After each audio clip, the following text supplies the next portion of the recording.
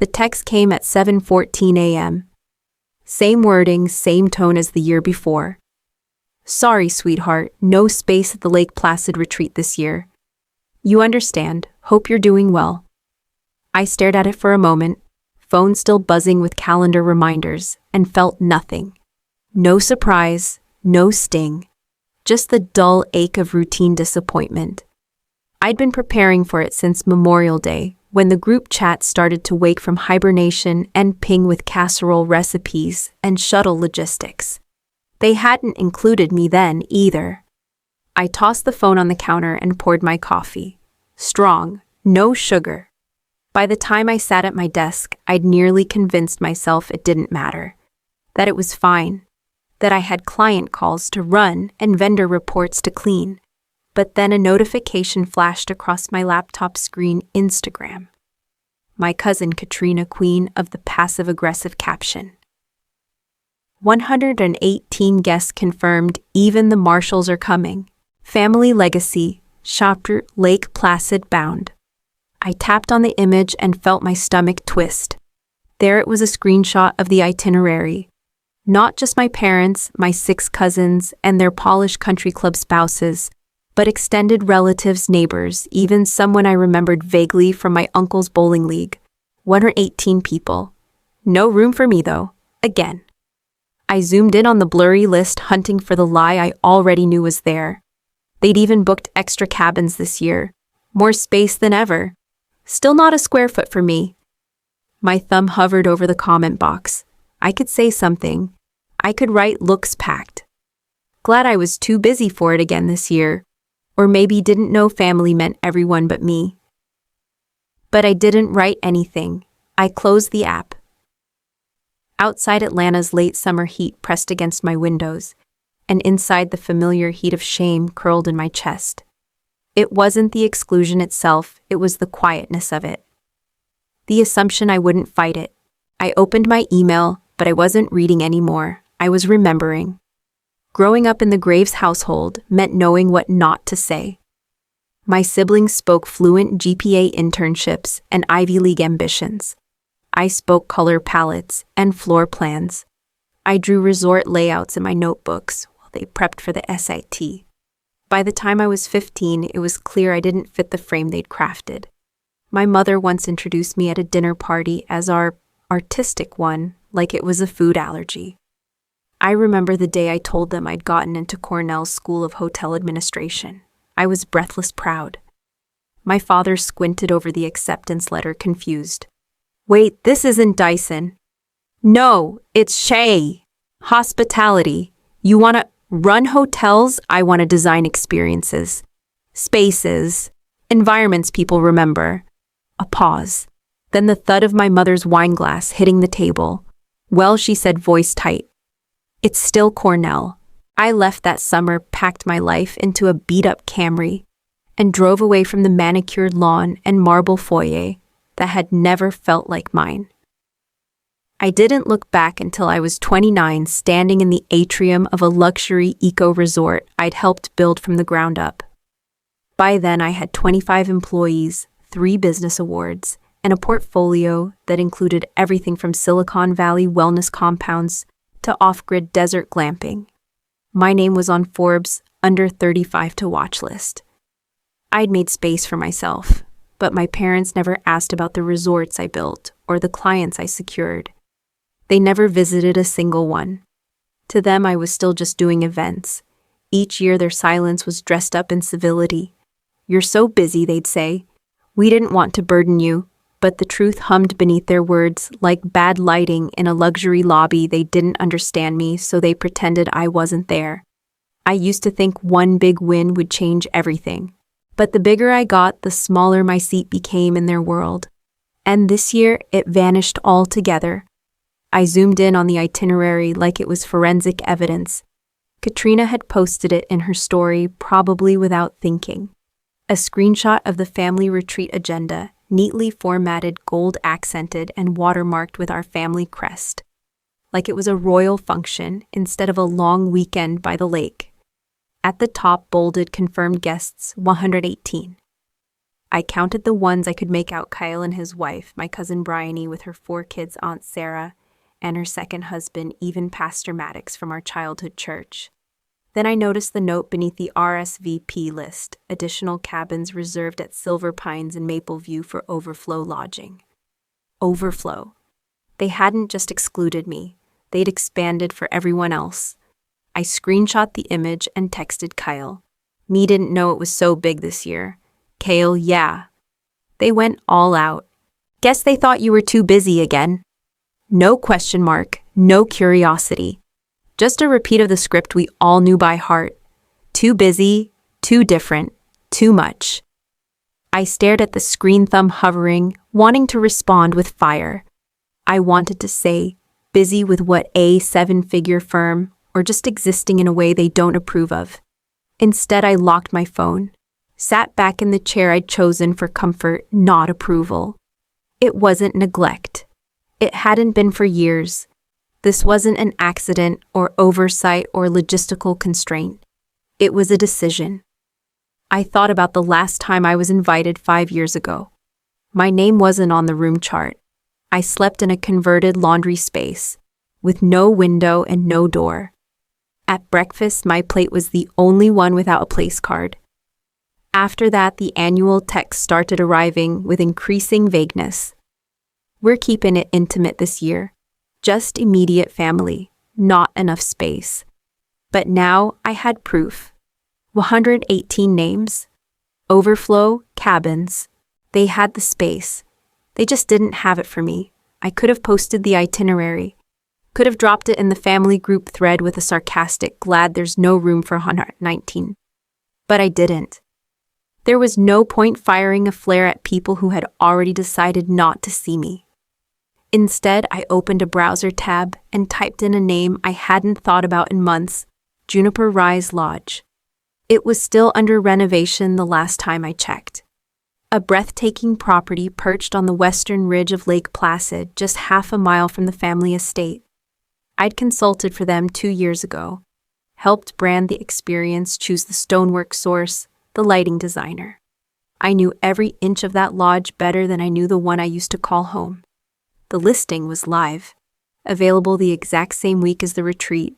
6 bedrooms, panoramic lake views, deck with a fire pit, a private dock and chef's kitchen, and just raw enough that it hadn't hit peak prices yet. The moment I saw the photos, I didn't hesitate. I called Lena, the property manager, and said, "Block it. I'm booking now." As the confirmation email landed in my inbox, I felt the heat in my chest shift: less shame, more purpose. Then I picked up the phone and called Thea. "Hey," I said, "talk to me. I'm doing my own damn retreat." There was a pause. Then Thea's laugh, bright, deep, real. "Then we're doing it big," she said.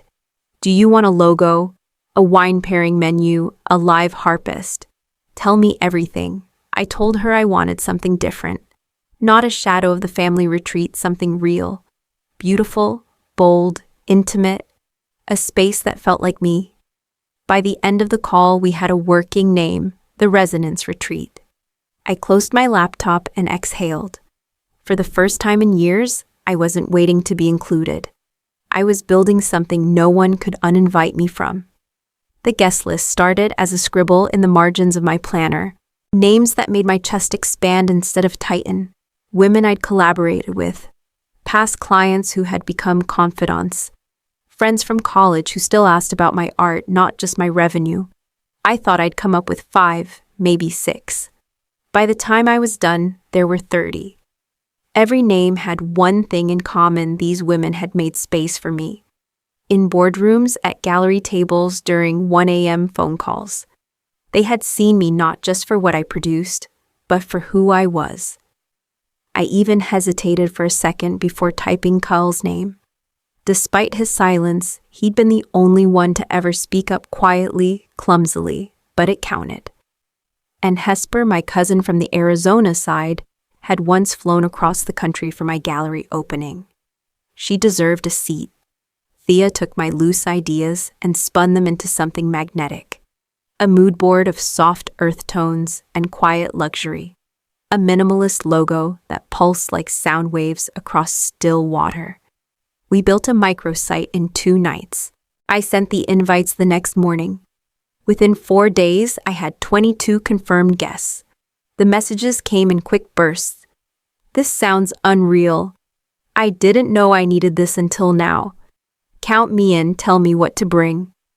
Every yes stitched something back into me. I started drafting the itinerary, sunrise coffee on the dock, optional journaling sessions, an informal design salon in the evenings where anyone could share their latest work. No panels, no power suits, just presence. The lodge became more than a place. It was a response, a refusal to disappear quietly.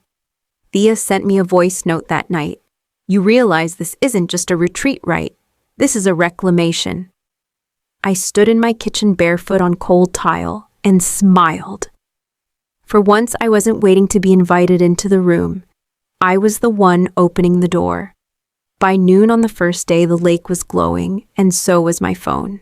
Photos rolled in nonstop, Thea's cinnamon latte framed against the morning mist, a group selfie from the fire circle.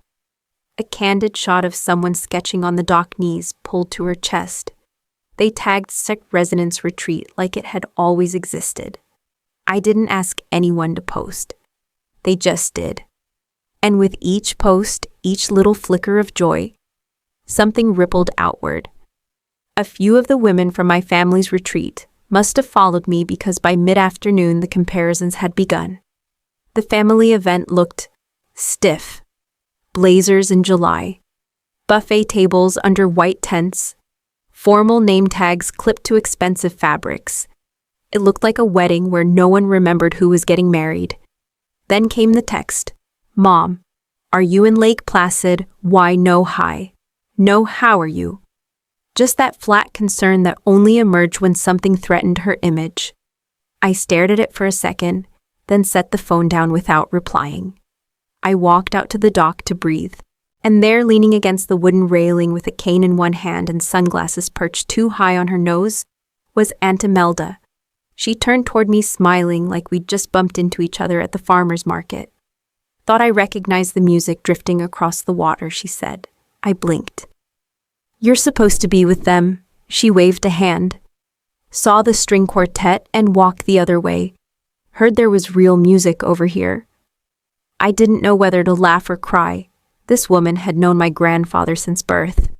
She'd spent her life as a sculptor, a vagabond, the family's quiet rebellion. And she had shown up here. With one small nod, she said everything I needed to hear. That night when we lit the bonfire, she took the seat beside me. Dinner was already underway, lanterns swaying above the table, bowls of roasted vegetables, being passed hand to hand, voices soft with laughter and red wine. Thea was just finishing a story about a failed vineyard retreat when I heard it, heels on stone, fast, sharp, familiar. I stood just as my mother appeared at the edge of the patio, flanked by the glow of the house behind her. Her eyes landed on me first, then flicked over the table, the wine glasses, the women. Aunt Imelda, the photographer, a visible tightening in her jaw. You're humiliating us, she hissed as she reached me, voice low but furious. You're stealing guests. I didn't move. You told me there wasn't space. I created my own. Her mouth opened, ready to launch something back, accusation, defense, anything, but nothing came out. The silence at the table thickened. Even the fork stopped. Then from the far end came the delicate clink of a wineglass meeting crystal. Aunt Imelda lifted hers, slightly unfazed. And it's the best damn retreat I've attended in 20 years. A wave of muffled laughter rolled down the table. My mother's expression flickered, uncertainty, then embarrassment, then something I couldn't name. I don't understand why you would do this, she said, but the heat had left her voice. Because I've spent years being told there wasn't room, I replied. So I built a place where no one has to ask if they belong. She glanced again at the table, at Thea. Smiling at Grace, leaning in to refill a guest glass, at the 3 women from Denver who had flown in just to talk art and architecture. At Joy, that didn't need permission. She didn't respond, just turned heels quieter this time and walked back into the house. I sat down again, the chair still warm, and reached for the breadbasket. No one said a word for a moment. Then someone raised their glass. To building our own damn tables. We drank, we passed plates, and we didn't look back. By morning, the family group chat was in meltdown. Screenshots from my guests' Instagram stories had made their way to the main thread. There were half a dozen unreadable texts from Amanda, one all-caps message from Bryony, and a passive-aggressive meme from Uncle Levi that didn't even make sense. I muted it. The air smelled like firewood and pine sap as I walked out onto the deck, coffee in hand. Kyle was already there, standing by the railing. He didn't turn when I approached. I needed to see it, he said after a moment. It's better here. It feels like us before everything got so filtered. I didn't ask what he meant. I just passed him the second mug I'd brought. Later during the photography workshop, a woman named Giselle, one of my first ever clients, tapped me on the shoulder. The brand photographer wants to feature this whole thing in a creative legacy series. And that wellness blogger, the one with the podcast, she wants to partner for fall. I blinked. Seriously, Giselle grinned. You're not hiding anymore. People notice. The praise didn't hit like it used to. It didn't fill a hole. It just confirmed what I already knew. I'd built something real. At breakfast the next day, my phone buzzed with a name I hadn't seen on my screen in months. Dad. I stared at it for a second, then answered. Nadine. His voice was quiet, almost unfamiliar. Your mother's. Shaken. We didn't realize how much this hurt you. I let the pause stretch, then said, you didn't want to realize. He didn't argue, didn't defend her or himself. We saw some of the photos. It's beautiful what you've done. I didn't say thank you. Your Aunt Imelda seems to think it's the best thing that's happened to this family in years, he added, like it pained him to admit it. I pressed my fingers against the edge of the countertop. Maybe it is, I said. Maybe what I built has a place, even if it's not in your house. He exhaled a long silence. We'd like to come see it if that's okay. I looked outside. Kyle was laughing with Thea near the garden. A table full of women were painting stones with gold ink. I said, then come as guests.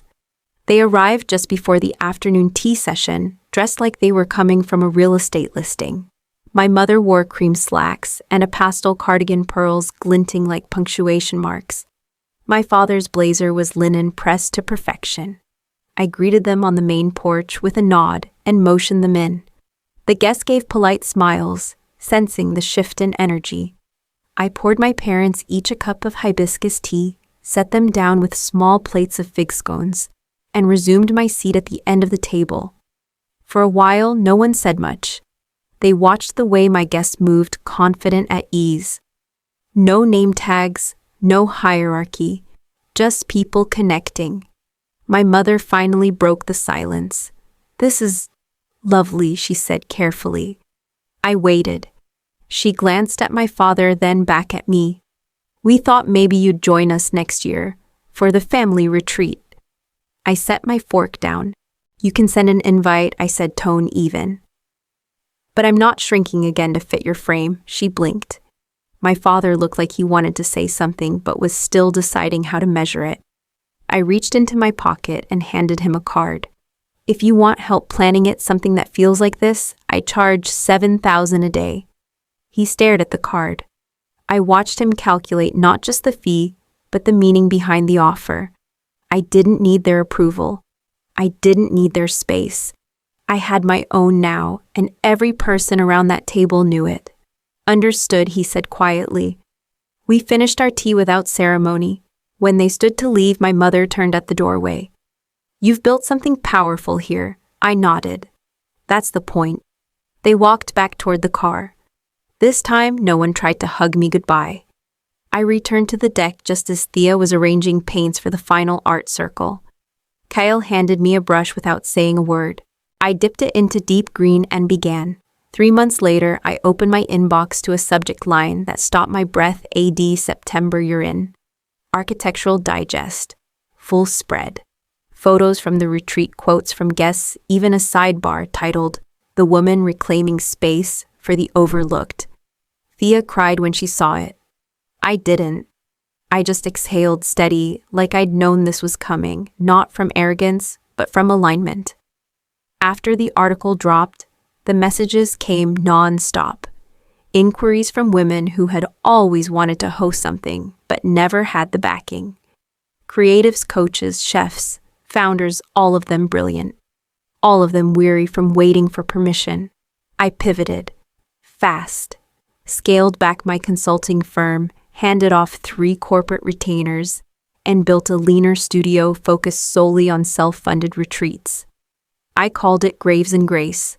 Thea became my partner on paper as well as in practice.